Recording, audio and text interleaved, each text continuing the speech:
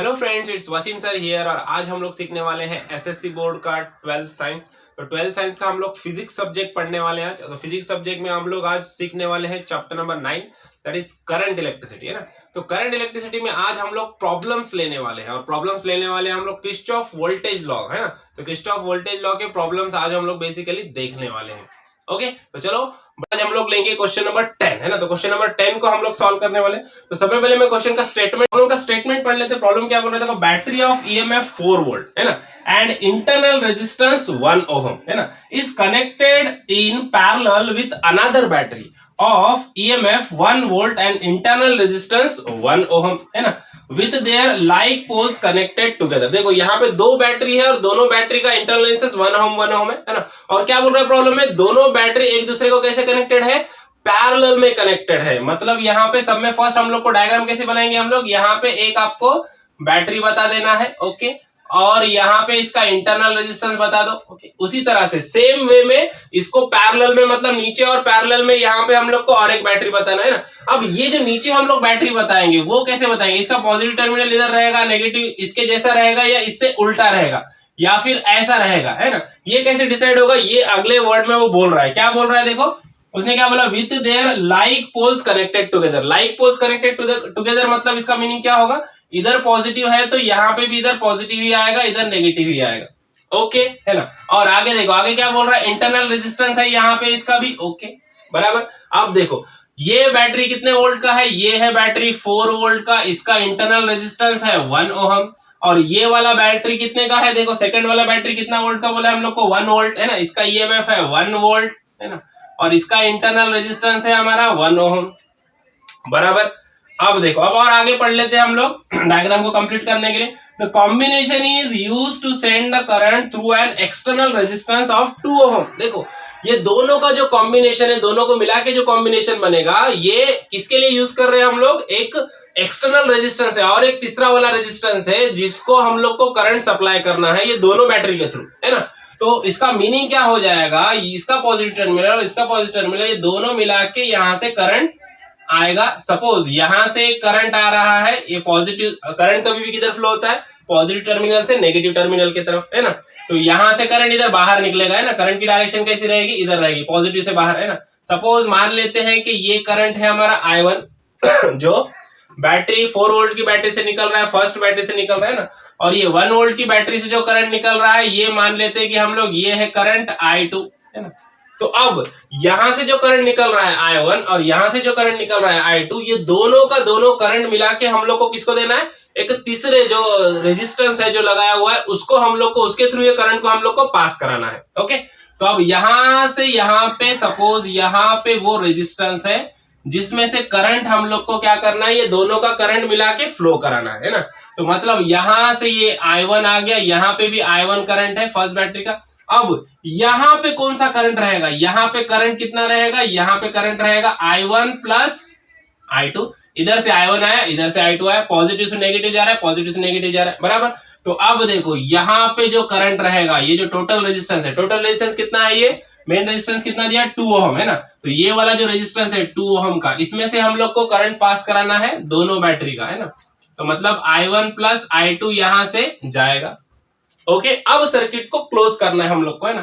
तो यहां से ये स्ट्रेट लाइन बता दो, और कोई चीज बताया कि हम लोग को नहीं बताया।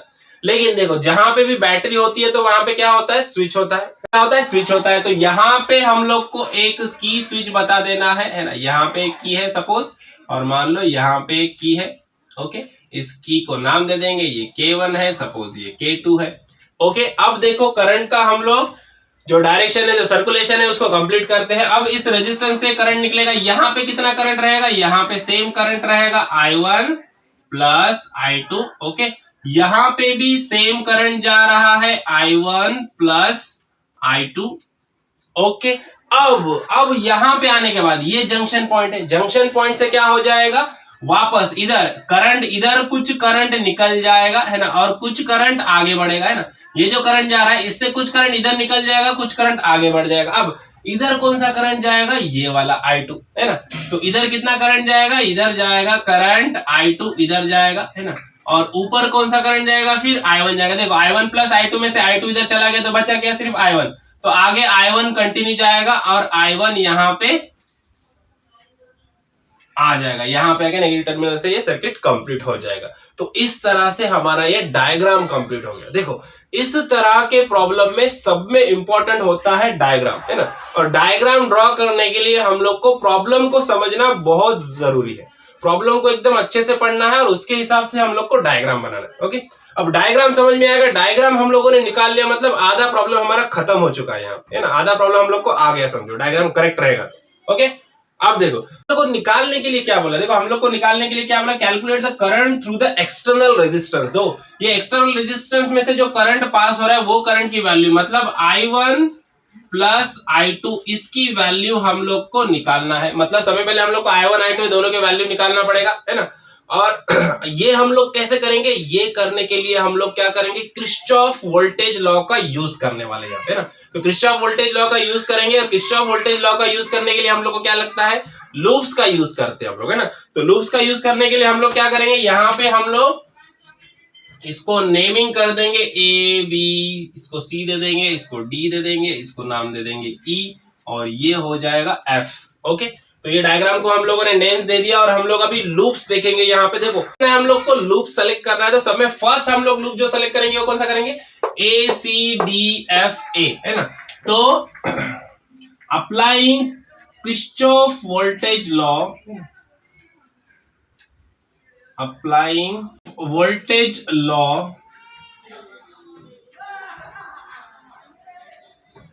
फॉर लूप, कौन सा वाला लूप सेलेक्ट कर रहे हैं हम लोग, A C D F A. Outer loop पहले सेलेक्ट करेंगे हम लोग, कौन सा वाला लूप है, ए सी डी एफ ए, है ना। ए सी डी एफ ए ये वाला लूप सेलेक्ट करेंगे। और किरचॉफ लॉ आप लोग को पता रहेगा, तो आप लोग को ये भी पता रहेगा किरचॉफ लॉ का साइन कन्वेंशन क्या होता है। साइन कन्वेंशन सिंपल से ये होता है कि हम लोग को देख रहा है जहां जहां पे रेजिस्टेंस आ रहा है, रेजिस्टेंस या ईएमएफ जहां जहां पे आ रहा है वहां पे हम लोग को देखना है कि जो भी करंट फ्लो हो रहा है, वोल्टेज लॉ मतलब सिंपल वी होता है, वोल्टेज हम लोग को देखना है।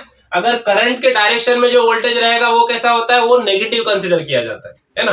और ईएमएफ वहां पे पॉजिटिव कंसिडर किया जाता है। ओके, तो करंट के डायरेक्शन में हम लोग को वोल्टेज देखना है, वोल्टेज। और ओहम्स लॉ से हम लोग को पता है V इज इक्वल टू क्या होता है, I इंटू आर होता है ना। तो वोल्टेज की जगह पे हम लोग I इंटू आर के वैल्यू यहाँ पे रखने वाले हैं, क्योंकि हम लोग को करंट निकालना है। ओके, तो V की जगह पे हम लोग I इंटू आर के वैल्यू रखने वाले। तो अब देखो लूप को स्टडी करते हैं हम लोग, लूप को देखते, देखो ए टू सी में कोई यहाँ पे रेजिस्टेंस है क्या, नहीं है। ओके, अब देखो सी टू डी में, देखो सी टू डी में यहाँ पे 2 ओम का रेजिस्टेंस है ना।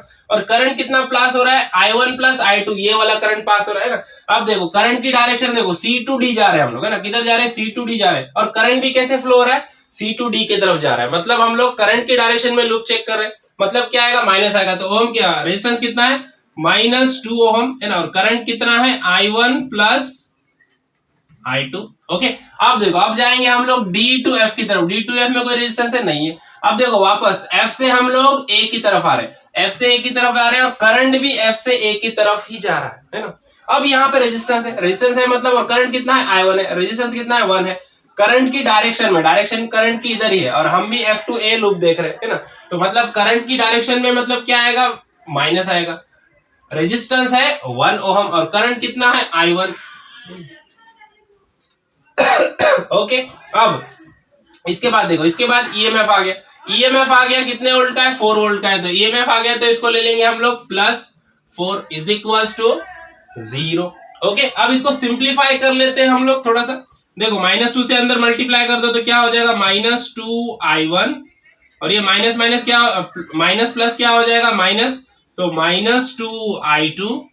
ओके, अब ये -1 इंटू I1 मतलब -I1 हो जाएगा, है ना, +4 इज इक्वल टू 0। ओके, अब देखो यहाँ पे भी I1 है, यहाँ पे भी I1 है, ये कुछ नहीं है, मतलब यहाँ पे क्या रहता, 1 रहता। देखो -2I1 -1I1 कितना हो जाएगा, -3I1 -2I2, okay, +4 is equal to 0। Okay, अब देखो ये माइनस, ये दोनों टर्म माइनस है, इसको इज इक्वल टू के उधर लेके चले जाओ तो क्या हो जाएगा, प्लस हो जाएगा। तो क्या हो जाएगा, +3I1 +2I2, और ये 4 इधर, ये उधर चला गया, 4 इधर ही है, तो इज इक्वल टू क्या हो जाएगा, 4, है ना। तो ये बन गया हमारा इक्वेशन नंबर 1, फर्स्ट लूप।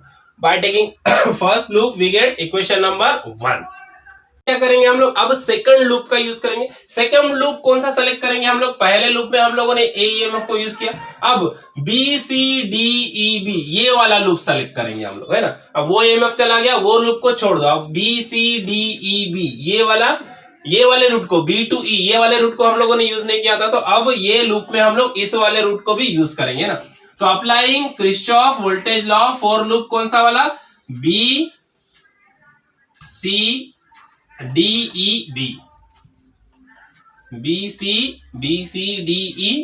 ये वाला लूप हम लोग यूज करेंगे। ओके, तो वापस से वही कंडीशन से वही साइन कन्वेंशन है। देखो B to C करंट के डायरेक्शन में कोई रेजिस्टेंस नहीं है, कोई EMF नहीं है, आगे बढ़ो। C to D जा रहे हैं, अब C to D में देखो यहाँ पे रेजिस्टेंस है 2 ओम का, है ना। और कैसा है करंट के डायरेक्शन, C to D जा रहे हैं और करंट भी C to D की तरफ जा रहा है, मतलब in the direction of current, तो -2 आ जाएगा। और करंट कितना है, I1 प्लस I2। उसके बाद देखो आगे हम लोग कहां पे जा रहे हैं, D to E में कोई रेजिस्टेंस नहीं, कोई EMF नहीं, छोड़ दो, आगे बढ़े। E से लेके हम लोग B की तरफ जा रहे हैं, E से B में देखो पहले रेजिस्टेंस है फिर EMF है, तो सबसे पहले रेजिस्टेंस देख लेते हैं हम लोग, ना। देखो E to B हम लोग जा रहे हैं और करंट का डायरेक्शन भी E to B ही है ना, तो मतलब माइनस आएगा, तो यहाँ पे माइनस लिख दो। रेजिस्टेंस है 1 ओम का और करंट कितना है, करंट है I2 अमाउंट का करंट है।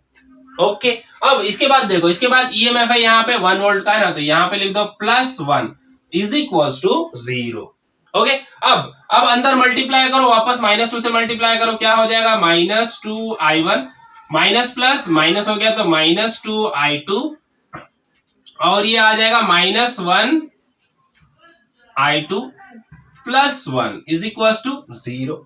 ओके, अब देखो -2I2 -1I2 ये दोनों का मिला के क्या हो जाएगा, 3I2 हो जाएगा ना। तो पहले ये -2I1 यहां पे क्या हो जाएगा, 2 + 1 3, तो -3I2 +1 is equal to 0। Again ये माइनस माइनस साइन है, इसको इज इक्वल टू के उधर लेके चले जाओ तो क्या हो जाएगा, 2I1 +3I2 is equal to 1, है ना। ये मिल गया हम लोग को इक्वेशन नंबर 2। अब देखो दो लूप सेलेक्ट किए हम लोगों ने, दो इक्वेशन मिल गए हम लोग को, क्योंकि दो ईएमएफ थे तो दो ही इक्वेशन मिलेंगे हम लोग को, दो ही लूप सेलेक्ट करना है। ओके, एक लूप में एक ईएमएफ ही आना चाहिए। ओके, अब देखो दो इक्वेशन मिल गए हम लोग को, अब हम लोग को क्या करना है, ये दोनों इक्वेशन को क्या करना है, ऐड करना है या सब्सट्रैक्ट करना है, ताकि हमारे ये जो दो अननोन है, देखो ये भी इक्वेशन में I1 I2 दो अननोन है, ये भी इक्वेशन में I1 और I2 दो अननोन है, तो हम लोग को दो अननोन नहीं चाहिए, हम लोग को क्या चाहिए, अगर एक अननोन रहेगा तो डायरेक्टली आपको उसका वैल्यू मिल जाता है कोई भी इक्वेशन से, है ना। लेकिन यहाँ पे दोनों इक्वेशन में भी दो अननोन है, तो हम लोग को क्या करना है, ये दो इक्वेशन को सब्सट्रैक्ट करना है, और ऐसे सब्सट्रैक्ट करना है कि दोनों में से एक टर्म क्या होना चाहिए, कैंसिल हो जानी चाहिए, है ना। तो उसके लिए इंपॉर्टेंट क्या है, उसके लिए इंपॉर्टेंट ये है कि ये दोनों टर्म का, ये I1 और I1 ये इक्वेशन है, इक्वेशन नंबर 1 में I1 का कोएफिशिएंट और इक्वेशन नंबर 2 में I1 का कोएफिशिएंट सेम होना चाहिए, तब जाके I1 कैंसिल होगा। या फिर इक्वेशन नंबर 1 में I2 का कोएफिशिएंट और इक्वेशन नंबर 2 में I2 का कोएफिशिएंट सेम होना चाहिए, तब जाके ये कैंसिल होगा, बराबर। हाँ। तो अब यहाँ पे कोएफिशिएंट सेम है क्या, नहीं है, है ना। तो कोएफिशिएंट सेम नहीं है, तो इसको हम लोग को सेम करने के लिए क्या करना पड़ेगा, सेम करने के लिए कुछ कांस्टेंट वैल्यू से इसको मल्टीप्लाई करना पड़ेगा दोनों इक्वेशन को, है ना। अब क्या करेंगे हम लोग, देखो अगर हम लोग ये इक्वेशन को, इक्वेशन नंबर 1 को थ्रू आउट द इक्वेशन, अगर इसको मैं 2 से मल्टीप्लाई करूंगा तो ये 2 3 क्या हो जाएगा, 6 हो जाएगा, है ना। बाकी के तो वैल्यू भी चेंज हो गए, लेकिन ये वैल्यू क्या चेंज हो रहा है, 2 3 6 हो जाएगा, है ना। यहाँ पे 6I1 हो जाएगा, है ना, और यहाँ पे 2I1 है ना। तो इसको अगर मैं 3 से मल्टीप्लाई करूं तो ये 3 2 क्या हो जाएगा, ये भी 6I1 हो जाएगा, है ना। तो यहाँ पे ये 6I1 हो जाएगा और यहाँ पे ये भी 6I1 हो जाएगा, है ना। तो दोनों 6I1 रहेंगे, तो दोनों को हम लोग क्या कर सकते हैं, फिर सब्सट्रैक्ट करके कैंसिल हो जाएगा और I2 की वैल्यू हम लोग को मिल जाएगी। समझ में आया ना क्या करना है हम लोग को, देखो तो वही हम लोग यहाँ पे अभी करने वाले हैं। देखो तो क्या करना पड़ेगा हम लोग को, कोएफिशिएंट सेम करना है, इस वाले I1 का और इस वाले I1 का, दोनों इक्वेशन के I1 वैल्यू के कोएफिशिएंट हम लोग को सेम करना है। देखो ऐसा कंपलसरी नहीं है कि सिर्फ आप I1 के ही कोएफिशिएंट सेम करो, इसकी कोई जरूरत नहीं। अगर आपको ऐसा लगता है कि I2 का कोएफिशिएंट मैं सेम कर सकता हूं तो वैसे करके आप लोग I2 को कैंसिल करो, I1 की वैल्यू मिल जाएगी। ओके, तो अब हम लोग क्या करेंगे, ये जो है इक्वेशन नंबर 1 है ना, इक्वेशन नंबर 1 को किससे मल्टीप्लाई करेंगे हम लोग? 2 से, है ना। मल्टीप्लाई इक्वेशन नंबर 1 बाय 2, है ना। अब देखो इसको 2 से मल्टीप्लाई करेंगे तो क्या हो जाएगा? 2 3 जा 6i1 बराबर। अब देखो वैसे 2 2 जा क्या हो जाएगा? 4, तो plus 4i2 is equal to, देखो 2 4 जा क्या हो जाएगा? 8। ओके, ये वाली अब नई इक्वेशन बन गई। 1 2 नाम दिया था, इसको इक्वेशन को नाम दे देंगे हम लोग इक्वेशन नंबर 3, है ना। अब सेम वे इसको क्या करेंगे? इसको हम लोग 3 से मल्टीप्लाई करेंगे, है ना, क्योंकि 3 2 जा क्या होगा? 6 होगा। तो सेम ऐसे ही लिखना पड़ेगा हम लोग को, मल्टीप्लाई इक्वेशन नंबर 2 बाय 3, है ना। तो इक्वेशन नंबर 2 को हम लोग 3 से मल्टीप्लाई करें, देखो तो क्या हो जाएगा? 3 2 जा 6i1, 3 3 जा क्या हो जाएगा? 9, तो plus 9i2, okay, is equal to 1 है, तो 1 इंटू 3 क्या हो जाएगा? 3, तो 3, इसको नाम दे देते हैं हम लोग इक्वेशन नंबर 4। ओके, अब देखो अब हमारे पास ऐसे दो इक्वेशन मिल गए जिनके i1 क्या कोएफिशिएंट इसका भी सेम है, i1 का कोएफिशिएंट इसका भी सेम है। तो अब इससे हम लोग इसको क्या करेंगे? सब्सट्रैक्ट कर देंगे, तो हम लोग को क्या मिलेगा? i1 कैंसिल हो जाएगा, सिर्फ इक्वेशन में i2 रहेगा और उसकी वैल्यू हम लोग इजीली फाइंड आउट कर सकते हैं। समझ में आया? तो चलो अब प्रॉब्लम पे जाते हैं हम लोग। तो क्या करेंगे? सब्ट्रैक्ट इक्वेशन नंबर 3 बाय 4, है ना। तो अब देखो इसमें से इसको क्या करेंगे? सब्ट्रैक्ट कर देंगे, तो दोनों को वापस से लिखना पड़ेगा अपने को। 6i1 plus 4i2 is equal to 8, है ना। इसको माइनस करना है हम लोग को। 6i1 plus 9i2 is equal to 3। Okay, अब देखो 6 माइनस 6 ये दोनों कैंसिल हो गए, जिसके लिए तो इतनी मेहनत कर रहे थे हम लोग, है ना। देखो 4i2 में से माइनस 9i1, है ना, तो 4 में 4 माइनस 9, 4 माइनस 9 क्या आ जाएगा? माइनस 5i2, है ना, इज इक्वल टू देखो 8 माइनस 3 कितना आ जाएगा? 5, है ना, प्लस 5, है ना। 8 माइनस 3 प्लस 5, तो देखो minus 5i2 is equal to 5 हो गया। तो यहाँ पे i2 इज इक्वल टू क्या हो जाएगा? 5 डिवाइडेड बाय माइनस 5, है ना, दैट इज इक्वल टू क्या हो जाएगा? माइनस 1, है ना। तो i2 का वैल्यू क्या आ गया? देखो i2 का वैल्यू आ गया माइनस 1, है ना। क्या है इसका यूनिट? एम्पियर, है ना। तो माइनस 1 एम्पियर ये आ गया i2 का वैल्यू। अब आप बोलोगे सर करंट तो माइनस होता ही नहीं है, ना। अब करंट नेगेटिव में कैसे आएगा? करंट नेगेटिव में आया तो ज्यादा टेंशन लेने की जरूरत नहीं। देखो कब भी करंट का वैल्यू आपको नेगेटिव में आता है तो इसका मीनिंग क्या है? इसका मीनिंग यही है सिंपल, कि यहाँ पे जो हम लोगों ने करंट का डायरेक्शन बताया उसको रिवर्स कर देना है आपको, है ना। क्या करना है? सिर्फ डायग्राम में आपको बता देना है यहाँ पे कि ये जो करंट है इसका डायरेक्शन इधर नहीं बल्कि इधर जाने वाला है ये करंट, है ना। तो जो हम लोगों ने सर्किट डायग्राम बनाई थी वो थोड़ी सी चेंज हो जाएगी, मॉडिफाइड हो जाएगी। ओके, तो देखो सिंपल यहाँ पे आपको ऐसा एरो दिखा के बताना है कि i2 का डायरेक्शन इधर होने वाला है। ओके, तो ये आ गया, i2 मिल गया। अब हम लोग को क्या करना है? i1 का वैल्यू निकालना। तो i1 का वैल्यू निकालने के लिए क्या करेंगे हम लोग? कोई भी एक इक्वेशन में, इक्वेशन नंबर 1 2 3 4 4 इक्वेशन में से कोई भी एक इक्वेशन में ये i2 का वैल्यू पुट कर दो तो i1 का वैल्यू अपने आप मिल जाएगा, है ना। तो हम लोग क्या करते हैं? हम लोग करते हैं इक्वेशन नंबर ये वाली 3 हम लोग को दिख रही है यहाँ पे, तो देखो 6i1 plus 4i2 is equal to 8। इसमें हम लोग क्या करते हैं? i2 का वैल्यू पुट करते हैं। ओके, तो देखो 6i1 प्लस यहाँ पे क्या है? 4 इंटू i2 का वैल्यू कितना है? i2 का वैल्यू है यहाँ पे देखो 4 इंटू i2 का वैल्यू कितना? i2 का वैल्यू है -1 इज इक्वल टू 8, है ना। तो क्या हो जाएगा? देखो 6i1, अब ये क्या हो जाएगा? 4 इंटू -1 -4 इज इक्वल टू 8, है ना। तो देखो 6i1 इज इक्वल टू -4 उधर जाएगा तो क्या हो जाएगा? प्लस, तो क्या हो जाएगा? 8 plus 4 that is equal to 12, है ना। अब देखो i1 इज इक्वल टू क्या हो जाएगा? फिर i1 इज इक्वल टू ये 12 और ये 6 इधर डिवाइडेशन में चला गया तो 6 डिवाइड बाय 12 दैट इज 2, है ना। तो i1 का वैल्यू कितना आ गया? i1 का वैल्यू आ गया 2 एम्पियर, है ना। तो i1 का वैल्यू आ गया 2 एम्पियर और वैल्यू कैसा आया? पॉजिटिव में आया। तो मतलब i1 की डायरेक्शन चेंज करने की जरूरत है कि हम लोग को नहीं है, सिर्फ i2 की डायरेक्शन चेंज हो जाएगी क्योंकि उसका आंसर नेगेटिव में आया, है ना। और i1 की डायरेक्शन चेंज नहीं होगी क्योंकि वो पॉजिटिव में आंसर है। तो यहाँ पे हम लोग को I1 और I2 दोनों वैल्यू मिल गए। हम लोग को निकालने के लिए बोला था calculate the current going through this resistance, है ना। तो मतलब I1 प्लस I2 की वैल्यू निकालने के लिए बोला था, है ना। तो I1 plus I2 that is I1 का वैल्यू है -1 और I2 का वैल्यू है +2। देखो -1 +2 कितना आ जाएगा, I1 plus I2 is equal to 1, है ना। -1 +2 +1 एम्पियर, है ना। इतना करंट फ्लो होगा इस एक्सटर्नल रेजिस्टेंस में से। ओके, समझ में आया प्रॉब्लम। नेक्स्ट प्रॉब्लम देखते हैं हम लोग, प्रॉब्लम नंबर 11। प्रॉब्लम नंबर 11 पे जाते हैं समय पहले हम लोग स्टेटमेंट पढ़ लेते हैं प्रॉब्लम का। देखो क्या बोल रहा है, 2 cells of EMF 1.5 volt and 2 volt having respective internal resistances of 1 ohm and 2 ohm, है ना, आर कनेक्टेड इन पैरेलल। देखो सेम जो लास्ट प्रॉब्लम था हमारा प्रॉब्लम नंबर 10 उसके जैसा ही प्रॉब्लम है ना। और ये भी किरचॉफ वोल्टेज लॉ पे बेस्ड है। तो सब में फर्स्ट क्या करना है, हम लोग को डायग्राम बनाना है। सब में इंपॉर्टेंट क्या होता है, गिवन डाटा से हम लोग को डायग्राम बनाना है। तो गिवन डाटा में हम लोग को क्या बोला है, 2 ईएमएफ है यहाँ पे भी, कौन से 1.5 वोल्ट और 2 वोल्ट, है ना। तो सबसे पहले यहाँ पे हम लोग एक ईएमएफ बना देंगे 1.5 वोल्ट का, ओके। उसके बाद उसके नीचे और एक ईएमएफ बना देंगे क्योंकि पैरेलल में है बोला हम लोग को दोनों भी, है ना।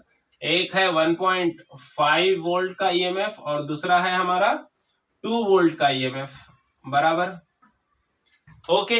अब उसके साथ में क्या बोला है, उनके साथ में जो इंटरनल रेजिस्टेंस है 1 ओहम और 2 ओहम है ना। मतलब जो 1.5 वोल्ट है इसका इंटरनल रेजिस्टेंस कितना है, इसका इंटरनल रेजिस्टेंस है 1 ओहम और जो 2 वोल्ट है इसका रेजिस्टेंस है 2 ओहम, है ना।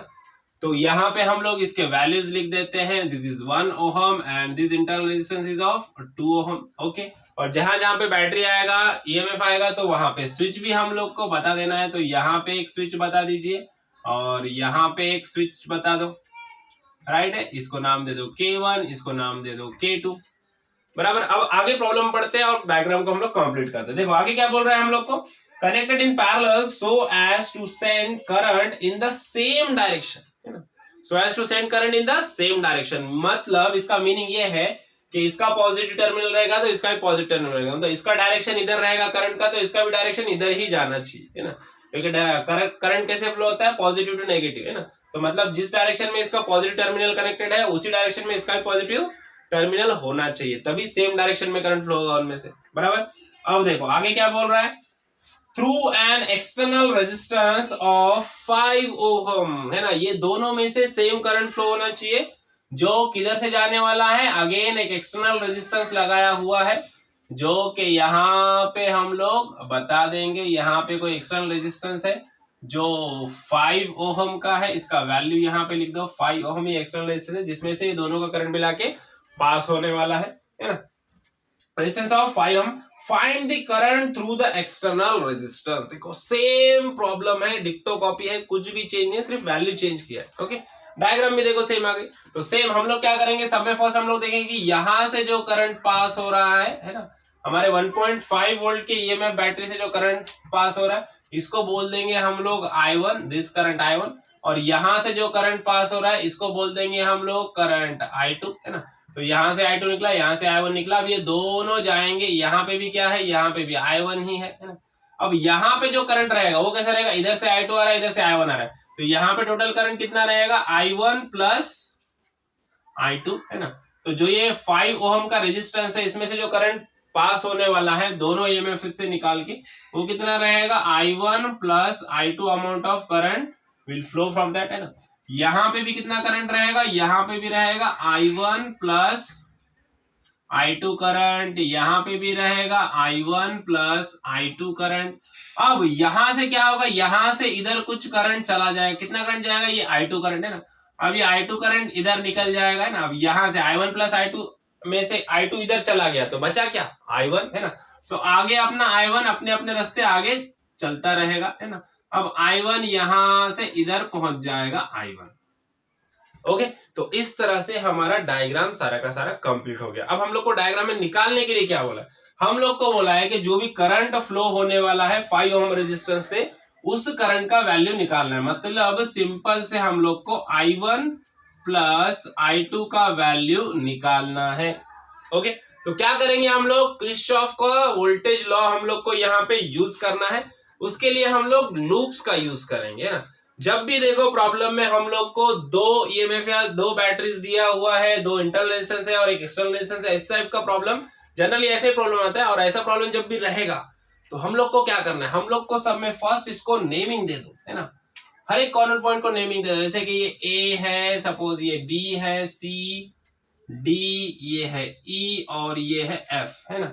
तो सब में पहले हम लोग जो लूप सेलेक्ट करेंगे, Kirchhoff second law, voltage law जिस पे अप्लाई करने वाले हम लोग, वो एक्सटर्नल लूप रहेगा, बाहर का लूप, है ना। ए सी डी एफ ए, है ना, जिसमें सिर्फ एक ईएमएफ हम लोग पहले लेंगे, बाद में दूसरे वाले ईएमएफ को लेंगे ना। तो एक्सटर्नल लूप सेलेक्ट करेंगे हम लोग। एक्सटर्नल लूप कौन सा लूप सेलेक्ट करेंगे हम लोग, A C D F, C D F A, है ना। We are going to select the loop A C D F A, ये वाला लूप हम लोग सेलेक्ट करने वाले हैं ना। तो अब क्या करेंगे, अब यहाँ पे हम लोग applying Kirchhoff voltage law, Kirchhoff voltage law को अप्लाई करेंगे। यहाँ पे लिख देना ऐसा कि applying Kirchhoff voltage law for that loop, है ना। अब इस लूप के लिए किरचॉफ वोल्टेज लॉ अप्लाई करेंगे तो क्या होता है, देखो किरचॉफ वोल्टेज लॉ क्या होता है, simple V is equal to I, तो I into R, resistance into current, इसके फॉर्म में हम लोग को फाइंड आउट करना है। अब हम लोग को देखना सब में पहला क्या, A टू C, देखो A टू C में कोई रेजिस्टेंस है क्या, यहाँ पे नहीं है तो छोड़ दो। अब देखो C टू D में रेजिस्टेंस है, यहाँ पे ये वाला रेजिस्टेंस है ना। अब ये रेजिस्टेंस है और करंट कितना फ्लो हो रहा है, I1 प्लस I2 अमाउंट का करंट फ्लो हो रहा है इस रेजिस्टेंस से, है ना। तो अब हम लोग को देखना है हम लोग किधर जा रहे हैं, C टू D की तरफ जा रहे हैं, और करंट का डायरेक्शन भी C टू D है ना। अगर हम लोग करंट के डायरेक्शन में देखेंगे तो वहां पे वोल्टेज क्या होता है, नेगेटिव होता है, वैल्यू हम लोग को नेगेटिव लेना है। तो यहाँ पे C टू D जा रहा है, यहाँ पे रेजिस्टेंस कितना है, 5 ओम का है, तो यहाँ पे लिख देंगे हम लोग -5, है ना। और करंट कितना जा रहा है, I1 प्लस I2, तो यहाँ पे ले लेंगे I1 प्लस I2। ओके, अब देखो C टू D हो गया। अब देखो D टू F में कोई रेजिस्टेंस है क्या, नहीं है, छोड़ दो। अब देखो आगे लो F टू A में रेजिस्टेंस है क्या, रेजिस्टेंस भी है और ईएमएफ भी है। तो सब में पहले रेजिस्टेंस को देखते हैं हम लोग, है ना। तो रेजिस्टेंस कितना है, 1 ओम का है। अब देखो F टू A में डायरेक्शन ऑफ करंट कैसा है, देखो F टू A में सेम डायरेक्शन ऑफ करंट है, सेम डायरेक्शन ऑफ करंट रहेगा तो क्या होगा, नेगेटिव लेना है हम लोग को। तो यहाँ पे क्या लेंगे हम लोग, माइनस, रेजिस्टेंस कितना है, रेजिस्टेंस है 1 ओम, है ना। और करंट कितना है, करंट है I1, तो -1 I1।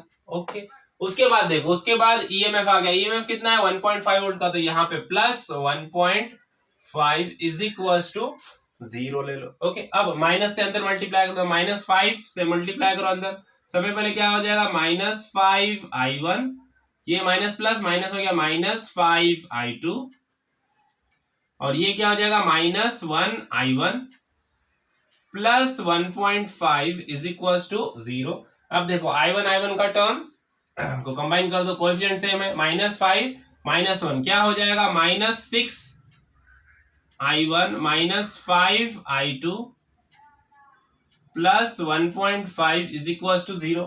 ये दोनों माइनस टर्म है, इसको इज इक्वल टू के उधर लेके चले जाओ तो क्या हो जाएगा, प्लस हो जाएगा, है ना।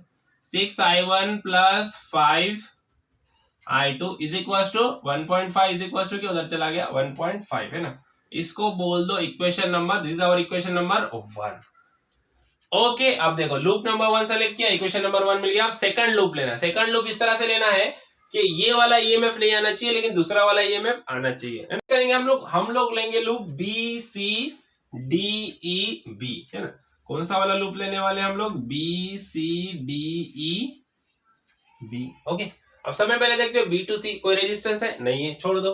उसके बाद सी टू डी में रेजिस्टेंस है यहाँ पे, है ना।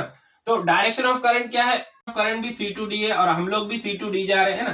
तो सेम डायरेक्शन ऑफ करंट रहेगा तो क्या आएगा, माइनस, तो माइनस रेजिस्टेंस है 5 ओम, करंट कितना है I1 प्लस I2 बराबर। उसके बाद देखो D टू E में कोई रेजिस्टेंस नहीं, छोड़ दो। देखो अब E टू B में देखो यहाँ पे रेजिस्टेंस भी है और EMF भी है।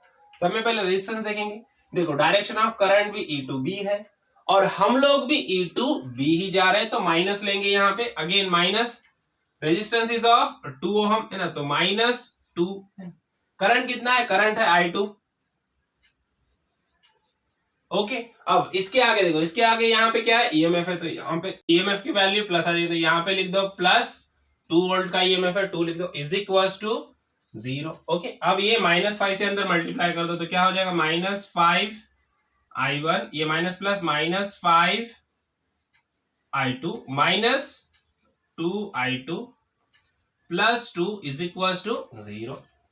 ओके, आप देखो यहाँ पे -5I2 और -2I2 इनका क्या हो जाएगा एडिशन, तो क्या मिल जाएगा हम लोग को -5I1 -5 + 2 7I2 plus 2 is equal to 0। अब देखो -5I1 -7I2 ये दोनों टर्म कैसे है नेगेटिव है, इसको इज इक्वल टू के उधर लेके चले जाओ तो क्या हो जाएगा हम लोग को मिल जाएगा 5I1 plus 7I2 is equal to 2 है ना। तो ये बन गया हमारा इक्वेशन नंबर 2। तो दो इक्वेशन मिल गए, दो लूप सेलेक्ट किया हम लोगों ने, दो इक्वेशंस हम लोग को यहाँ पे मिल चुके हैं। अब ये जो दोनों भी इक्वेशंस है यहाँ पे हम लोग ध्यान से देखेंगे तो यहाँ पे हम लोग को I1 और I2 दो अननोन है, इस इक्वेशन में भी I1 I2 दो अननोन है ना। हम लोग को बेसिकली क्या करना पड़ेगा, ये I1 का जो कोएफिशिएंट है और यहाँ वाले इक्वेशन में I1 का जो कोएफिशिएंट है ये सेम होना चाहिए, तब जाके हम लोग इसको इक्वेशंस को सब्सट्रैक्ट करेंगे तो I1 एलिमिनेट होगा, है ना। तो वैसा करने के लिए हम लोग को क्या करना पड़ेगा, इस इक्वेशन में देखो इक्वेशन नंबर 2 में जो I1 का कोएफिशिएंट है उससे इसको मल्टीप्लाई करो और इक्वेशन 1 में जो I1 का कोएफिशिएंट है उससे इसको मल्टीप्लाई करो। तो मतलब सिंपल हम लोग को क्या करना पड़ेगा, we have to perform some operations on that equations, है ना। तो समय पहले क्या करेंगे, इक्वेशन 1 को हम लोग क्या करेंगे, I1 का जो कोएफिशिएंट है इक्वेशन नंबर 2 में दैट इज 5 से मल्टीप्लाई करेंगे और इक्वेशन 1 का जो कोएफिशिएंट है I1 का 6 उससे मल्टीप्लाई करेंगे हम लोग इक्वेशन नंबर 2 को, है ना। तो सब में फर्स्ट क्या करेंगे हम लोग, multiply equation number 1 by which this 5, है ना। तो हम लोग को क्या मिल जाएगा, देखो सब में पहले हम लोग ये इक्वेशन यहाँ पे लिख देते हैं 6I1 plus 5I2 is equal to 1.5। अब इसको हम लोग को 5 से मल्टीप्लाई करना है, 5 6 क्या हो गया 30I1 plus 5 5 25I2 is equal to 5 into 1.5 कितना आ जाएगा 7.5। ओके, तो ये मिल गया हम लोग को नया इक्वेशन, इसको दे दो इक्वेशन नंबर 3 नाम। ओके, अब इसी तरह से सेम हम लोग को क्या करना है, इक्वेशन नंबर 2 को मल्टीप्लाई करना है 6 से, है ना। तो यहां पे लिखो multiply equation number 2 by 6। Okay, equation number 2 पहले यहां पे लिख देते हैं हम लोग, क्या है 5I1 plus 7I2 is equal to 2। हम लोग 6 से इसको मल्टीप्लाई करो, 6 5 30I1 okay plus 6 7 42I2 is equal to 6 2 12। Okay, तो ये मिल गया हम लोग को यहाँ पे नया इक्वेशन, इसको दे दो नाम 4, है ना, इक्वेशन नंबर 4। अब देखो इक्वेशन नंबर 3 और इक्वेशन नंबर 4 में I1 का कोएफिशिएंट यहाँ पे भी 30 है, I1 का कोएफिशिएंट यहाँ पे भी 30 है। अगर हम लोग equation number 3 minus equation number 4 करेंगे तो 30I1 माइनस 30I1 क्या हो जाएगा 0, मतलब वो कैंसिल हो जाएगा। फिर इक्वेशन में सिर्फ I2 का टर्म रहेगा जिसकी वैल्यू हम लोग को इजीली मिल जाएगी। ओके, तो यही करना है हम लोग को। चलो आगे बढ़ते हैं।